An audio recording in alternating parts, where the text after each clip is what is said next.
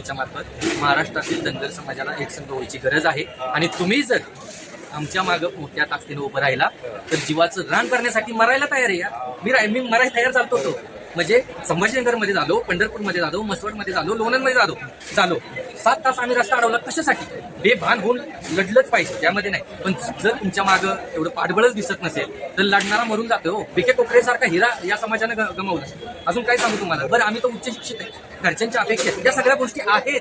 तुम्ही 28 वर्ष झालं काम करताय, 30 वर्ष झालं काम करताय, तुम्हाला माहिती आहे तुमचे प्रश्न काय, परंतु हे समाजाला कधी कळणार? समाजाला हे कळलं पाहिजे म्हणून मी समाजाला सांगतोय वेळ गेलेली नाही भावांनो. तुम्ही जर यशवंतराव होळकरांचा, मल्हारराव होळकरांचा इतिहास सांगता तर एकत्र या आणि आत्ता नाही लढलो तर खतम होऊन जाऊ. या पाटण तालुक्यातल्या धनगर समाजाचं उदाहरण आहे तुमच्या पुढे. सगळे मुंबई पुण्यात राहतात, एकत्र आले. 10 कोटीचा निधी कुणालाच नाही भेटला. चौंडीच्या नंतर मला वाटतं आजच्या महाराष्ट्रातलं पहिलं मोठं स्मारक इथं बनतंय.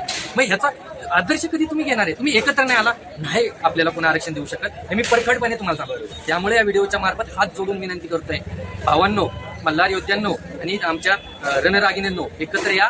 एक जण पुढे गेलाय, आम्ही तेच विचार करतोय कालपासून 3 दिवस झाला. आम्ही कसं याला हँडल करायचं, कसं टॅकल करायचं. पण एकटा बिरुदेव कोळेकर, एकटा अनिल धोरे किंवा इथले कितीतरी असं काय करणार आम्ही काय राजेशाही घराण्यातनं बाहेर आलो तर काय झालं? गणेशदादांनी सांगितलेलं की मी थकलो नाही, लढाई अजून संपलेली नाहीये, लढाई चालूच आहे. पण तुमचा रेटा जो आहे कमी पडतो, जनरेटा तो कुठे दिसत नाही. म्हणजे